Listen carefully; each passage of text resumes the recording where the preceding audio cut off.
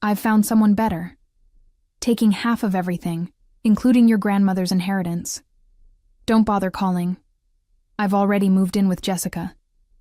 The lawyers will contact you about the divorce proceedings." I read the handwritten note 3 times before the words fully sank in. My hands trembled as I stood in our empty kitchen in Charlotte, North Carolina, the silence echoing where our voices used to fill the space with laughter and plans for the future. My name is Martha Thompson, and I'm 37 years old. Until this morning, I thought I was living the perfect life as the owner of Bright Hollow Labs, a successful pharmaceutical research company that I'd built from the ground up over the past 12 years. My husband Trevor had always been my biggest supporter, or so I believed. We'd been married for 8 years, and I'd trusted him completely with every aspect of our life together, including our finances and my most precious inheritance from my grandmother. Standing in our ransacked house, I could see exactly what Trevor had taken and what he'd left behind. Our joint bank accounts were emptied, the safe in his office stood wide open, and even my grandmother's antique jewelry box was gone from our bedroom dresser. He'd been methodical, calculating, and ruthless in his theft. The man who used to bring me coffee in bed every Sunday morning had transformed into someone I didn't recognize, someone who could steal from me and walk away without a second thought. But as I walked through each room, cataloging the missing items and the shattered remnants of our marriage, something strange happened. Instead of breaking down into tears or collapsing with despair, I felt a cold smile spreading across my face. Trevor thought he knew everything about my finances, about my grandmother's inheritance, about the empire I'd built. He'd spent months, maybe even years, planning this betrayal, positioning himself as the devoted husband while secretly preparing to take half of everything I'd worked so hard to achieve. What Trevor didn't know was that my grandmother had been far more clever than anyone in our family had ever realized. What he didn't know was that I'd been just as careful and strategic as he had been, but for entirely different reasons. What he didn't know was that the inheritance he thought he was entitled to was nothing compared to what was really waiting for me. I walked to my home office, stepping over scattered papers that Trevor had clearly rifled through in his haste. In the corner stood my personal safe, untouched, undisturbed, exactly as I'd left it. Trevor had never known the combination, and I'd never felt the need to share it with him. Now I understood why my instincts had always told me to keep some things private. As I turned the dial and heard the familiar click of the lock opening, I knew that Trevor's celebration was about to be very short-lived. The story of my grandmother Eleanor began long before I was born, but her influence shaped every decision I'd made in my adult life. She was a woman ahead of her time, a brilliant chemist who'd started her own laboratory in the 1960s, when most people believed women belonged in kitchens, not research facilities. By the time I was old enough to understand her work, she'd already built Velmark Automation into one of the most respected pharmaceutical companies in the Southeast, though she'd always kept the details of her business ventures private from the rest of our family. My parents had never understood grandmother's relationship with money or her fierce independence. They'd grown up expecting traditional gender roles and couldn't comprehend why she refused to slow down or retire, even in her 80s. When she passed away 3 years ago, the family gathered for the reading of her will with mixed emotions, grief for losing our matriarch, but also curiosity about what she'd left behind. The lawyer read a straightforward document that divided her modest estate among her children and grandchildren, with the largest portion coming to me: her house, some jewelry, and what appeared to be about $200,000 in various accounts. Trevor had been thrilled about the inheritance, immediately suggesting we use the money to expand Bright Hollow Labs or invest in real estate. He'd always been interested in my grandmother's legacy, asking detailed questions about her business and her financial decisions. At the time, I'd thought his curiosity was sweet, a sign that he wanted to understand and honor my family's history. Now I realized he'd been calculating, measuring, and planning even then. What my family didn't know, what Trevor had never suspected, was that my grandmother had taken me aside 6 months before her death for a private conversation that changed everything.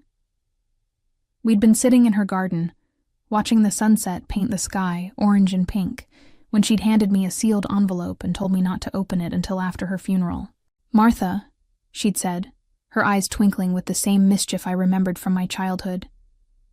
"There are two kinds of people in this world, those who earn what they have and those who try to take what others have earned. I've spent my whole life watching people carefully, and I can see which kind you are." I'd kept that envelope in my personal safe for 3 years, never feeling the right moment to open it. My grandmother had specifically instructed me to wait until I truly needed what was inside, and somehow I'd always known that moment would come. Trevor's betrayal had hurt me deeply, but it had also awakened something fierce and determined within me. As I pulled the envelope from my safe, I could almost hear my grandmother's voice encouraging me to be strong, to be smart, and to never let anyone take advantage of my hard work and generous heart. The envelope felt heavier than it should have, as I broke the wax seal that my grandmother had pressed with her personal signet ring. Inside, I found 3 documents that made my breath catch in my throat. A second will, a letter addressed to me personally, and what appeared to be stock certificates for Velmark Automation. The handwriting was unmistakably my grandmother's, elegant and precise even in her final months. "My dearest Martha," the letter began, "if you're reading this, then circumstances have forced you to need the truth about our family's real inheritance. I've watched you build your company with the same determination and integrity that guided my own career, and I've also watched your husband with growing concern. Trevor has always struck me as the kind of man who measures love in dollar signs, and I fear that someday his greed might overcome his affection for you." My hands shook as I continued reading. My grandmother explained that the will read at her funeral had been a decoy, a test to see how people would react to what they believed was her entire estate. The real will, witnessed and legally binding, told a completely different story. Velmark Automation hadn't been sold when she retired, as the family had always assumed. Instead, she'd maintained controlling interest in the company through a complex web of holding companies and trust funds, and the business had continued to grow exponentially over the past 3 years. The stock certificates in my hands represented ownership of 65% of Velmark Automation, now valued at over $15 million. But that wasn't all. My grandmother had also established a trust fund that had been quietly accumulating interest for my benefit, currently worth another $8 million. The letter explained that she'd wanted to ensure I had the financial independence to make my own choices in life, free from anyone who might try to control or manipulate me through money. "I've seen too many women trapped in unhappy marriages because they believed they couldn't afford to leave," my grandmother had written. "I've also seen too many people reveal their true character when they think money is involved. If you're reading this letter, I suspect both of those situations have become relevant to your life. Remember, my dear granddaughter, that the best revenge against someone who underestimates you is to exceed every expectation they ever had." As I set the letter down and examined the legal documents more carefully, I realized the brilliant strategy my grandmother had employed. The decoy will had served multiple purposes. It had kept greedy relatives from fighting over her estate, it had prevented anyone from targeting me for my inheritance, and it had created the perfect test to reveal people's true motivations. Trevor had spent our entire marriage believing I was moderately successful but not wealthy, and his decision to leave me for my grandmother's modest inheritance proved exactly what kind of person he really was. I reached for my phone to call my lawyer, knowing that Trevor's attempt to steal half of everything was about to backfire spectacularly. He'd been so focused on grabbing what he thought belonged to me that he'd never considered the possibility that I might have resources he'd never imagined. The phone rang twice before my lawyer, Patricia Williams, answered, her voice immediately shifting from casual to professional when she heard the tension in my tone. "Martha, what's wrong? You sound shaken." "Trevor left me," I said, surprised by how steady my voice sounded. "He cleaned out our accounts and moved in with his secretary. But Patricia, that's not why I'm calling. I need you to come to my house immediately. I've discovered some documents about my grandmother's estate that change everything." Within an hour, Patricia was sitting in my kitchen, her reading glasses perched on her nose as she examined the papers I'd found in my safe. I watched her eyebrows raise higher with each page she turned, her professional composure cracking slightly as she realized the magnitude of what we were dealing with. "Martha, do you understand what this means?" she asked, setting the documents down carefully. "Your grandmother essentially created a financial fortress around you. These stock holdings alone make you one of the wealthiest women in North Carolina, and the trust fund provides enough passive income for you to live comfortably for the rest of your life without ever working again." I nodded, though the reality still felt surreal. "What I want to know is this. Can Trevor claim any of it in the divorce?" Patricia smiled grimly as she flipped through the legal documents again. "Not a penny. The trust was established before your marriage, the inheritance came from your grandmother's estate, and most importantly, Trevor never knew these assets existed. North Carolina is an equitable distribution state, which means marital property gets divided fairly. But this inheritance was never marital property to begin with. Your grandmother's lawyers were extremely thorough in protecting these assets." "There's something else," I said, pulling out my phone to show Patricia the bank statements I'd been reviewing. "Trevor thinks he emptied our accounts, but he only had access to our joint checking and savings. I've been keeping my business accounts separate, and Bright Hollow Labs has assets worth about $4 million that he never knew about. He was so focused on the inheritance he thought he deserved that he completely miscalculated how much he was actually taking." Patricia's expression shifted from professional concern to something approaching glee. "So let me understand this correctly. Trevor believes he's walked away with half of your wealth, but in reality, he's taken maybe 5% of your actual net worth?" "Exactly," I confirmed. "And there's more. I've been tracking some irregularities in his recent behavior, and I think I know why he was so confident about leaving me for Jessica." I explained how Trevor had been working as a financial advisor at Thornmere Logistics, a mid-sized investment firm downtown. Over the past 6 months, I'd noticed him taking more business trips, working longer hours, and being increasingly secretive about his clients. At the time, I'd attributed his behavior to career ambition, but now I suspected something more calculated. "I think Trevor has been planning this departure for months, maybe longer," I continued.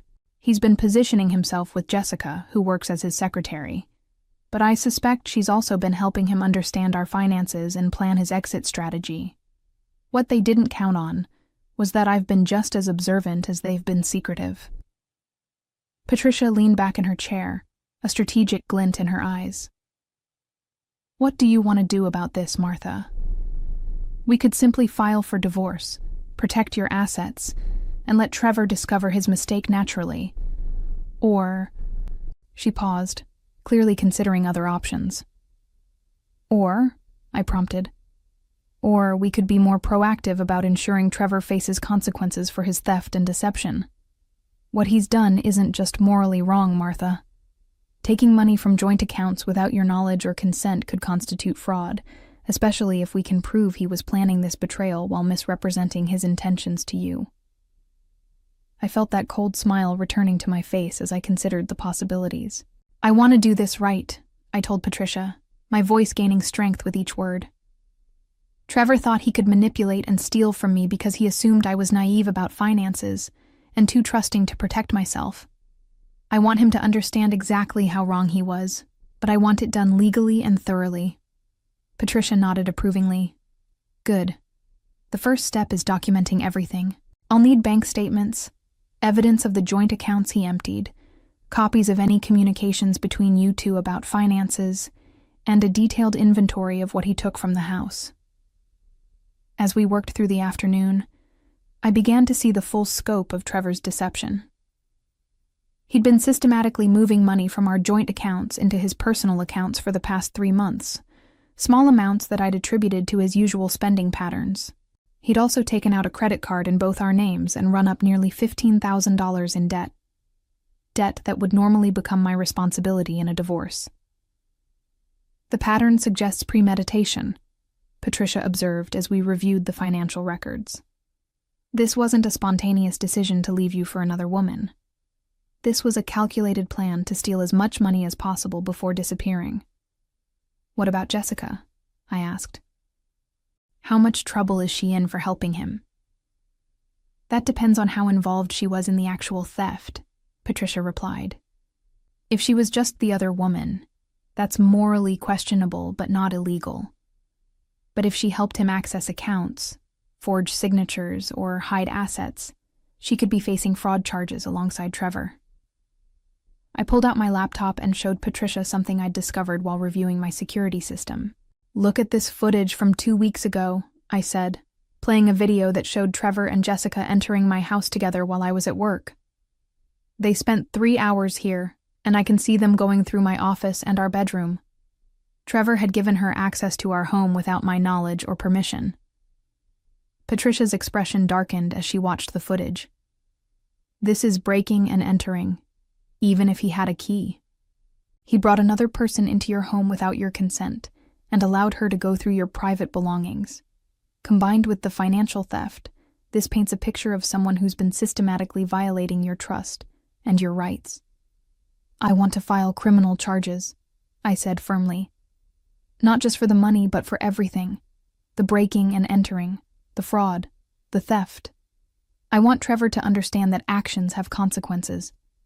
"Are you prepared for this to get messy?" Patricia asked. "Trevor will probably try to claim that everything he took was rightfully his as your husband. He might try to argue that you were hiding assets from him, especially once he realizes how much money you actually have. His lawyer will likely advise him to paint you as a deceptive wife who was secretly wealthy, while allowing him to believe you were struggling." I laughed, a sound that surprised us both with its bitterness. "Let him try.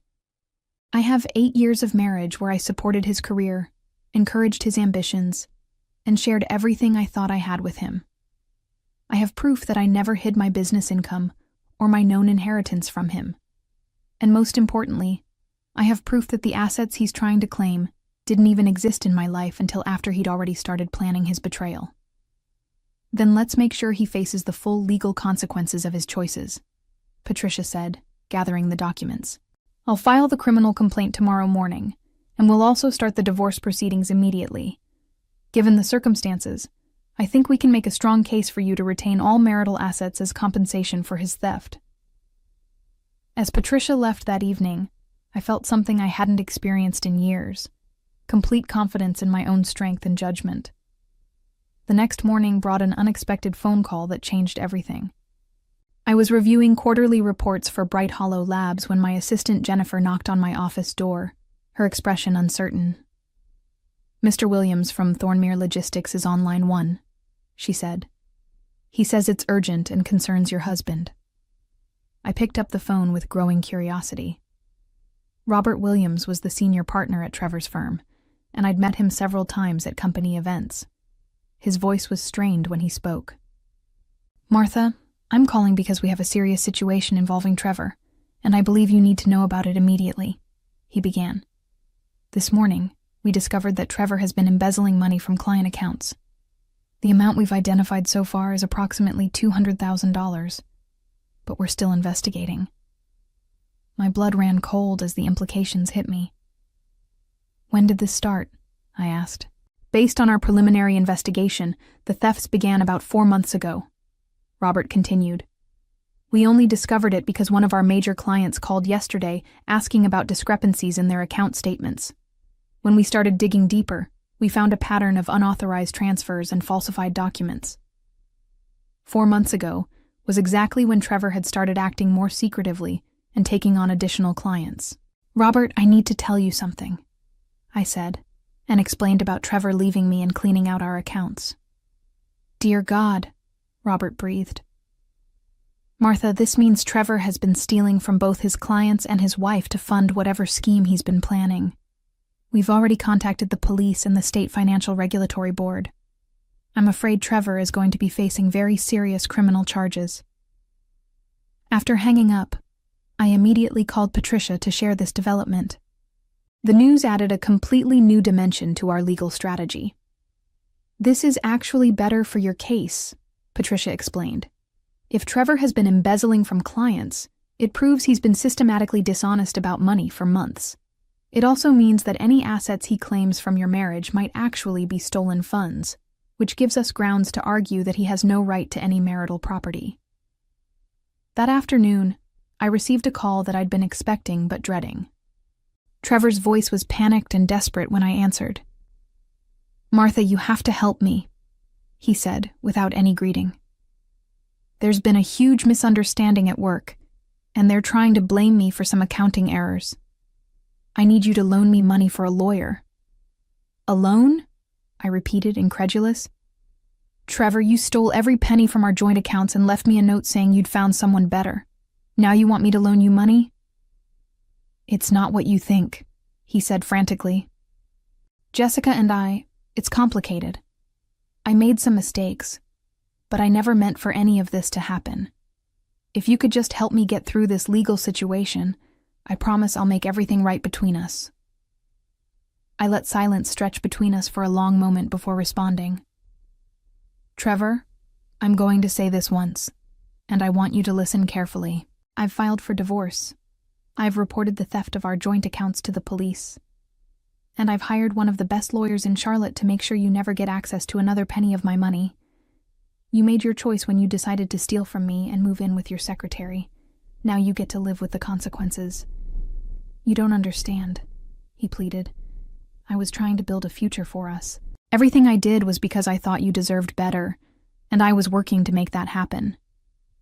"By embezzling money from your clients?" I asked coldly. "By bringing another woman into our home? By emptying our accounts and leaving me a note?" "Trevor, the only thing I don't understand is how I could have been married to someone for 8 years without realizing what kind of person you really are." I hung up the phone and immediately called Patricia to report the conversation. The courthouse in Charlotte was buzzing with activity when I arrived for Trevor's arraignment 3 weeks later. Patricia had arranged for me to be present as a victim in the embezzlement case, and I wanted to see Trevor face the consequences of his choices firsthand. As I walked through the marble halls, I felt a sense of closure settling over me like a warm blanket. Trevor looked haggard and desperate when they brought him into the courtroom in handcuffs. His usually perfect hair was disheveled, his expensive suit was wrinkled, and his eyes darted around the room frantically until they landed on me. I met his gaze steadily, my expression calm and composed. The man who had once promised to love and cherish me now looked like a stranger, someone who had revealed his true character through his actions rather than his words. The prosecutor read the charges against Trevor: embezzlement, fraud, theft, and breach of fiduciary duty. The total amount stolen from his clients had risen to over $300,000 as the investigation continued. When the judge asked for his plea, Trevor's court-appointed lawyer entered a plea of not guilty, though his voice lacked conviction. During the brief hearing, I learned that Jessica had also been arrested as an accomplice. According to the prosecutor, she had helped Trevor access client files and had used her position as his secretary to forge documents and manipulate account records. The two people who had thought they were so clever in their deception were now facing years in prison for their crimes. As the judge set a trial date and denied Trevor's request for bail, I felt the final pieces of my old life falling away. The man I had trusted with my heart and my future was being led away in handcuffs, and I felt nothing but relief. He had chosen this path when he decided that greed was more important than love, and now he would have plenty of time to reflect on that choice from behind bars. Walking out of the courthouse, I called Patricia to share the news from the hearing. "How are you feeling?" she asked, her voice gentle with concern. "Free," I said without hesitation. "For the first time in months, I feel completely free." The divorce proceedings had moved quickly once Trevor's criminal charges became public. With his theft documented and his embezzlement proven, Patricia had successfully argued that I should retain all marital assets as restitution for his crimes. Trevor's lawyer had tried to claim that I had hidden my inheritance, but the legal documentation proved that my grandmother's trust and stock holdings had been established long before my marriage and remained legally separate from any marital property. Bright Hollow Labs had thrived during the chaos of my personal life, almost as if the company was feeding off my newfound determination and clarity. I'd thrown myself into developing new research projects, expanding our client base, and building the kind of pharmaceutical empire that my grandmother would have been proud of. The combination of my business success and my inheritance had given me the financial freedom to pursue any dream I could imagine. I'd also discovered something unexpected during this ordeal. I was much stronger than I'd ever believed. The woman who had once worried about disappointing her husband or making him feel threatened by her success had evolved into someone who knew her own worth and refused to accept anything less than she deserved. As I drove home that evening, I thought about my grandmother's letter and her advice about the best revenge being to exceed every expectation. Trevor had expected me to be broken by his betrayal, to struggle financially without his support, and to come crawling back to him when his legal troubles began. Instead, I'd emerged from his deception wealthier, stronger, and more successful than ever before. My grandmother had been right. Sometimes the people who underestimate you provide the greatest motivation to prove them wrong. Trevor's embezzlement conviction resulted in a 7-year prison sentence, while Jessica received 3 years for her role as an accomplice.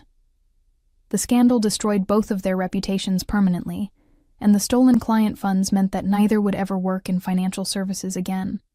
Trevor lost everything: his career, his freedom, his relationship with Jessica, and any claim to the life he'd tried to steal from me.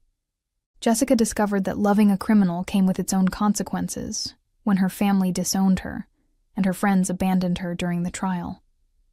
Standing in my expanded laboratory 6 months later, watching my team of researchers work on breakthrough treatments that could help millions of people, I realized that my grandmother's greatest gift hadn't been the money or the stocks. It had been teaching me to recognize my own strength and never settle for less than I deserved. Sometimes the best revenge isn't what you take away from someone. It's what you build for yourself after they're gone.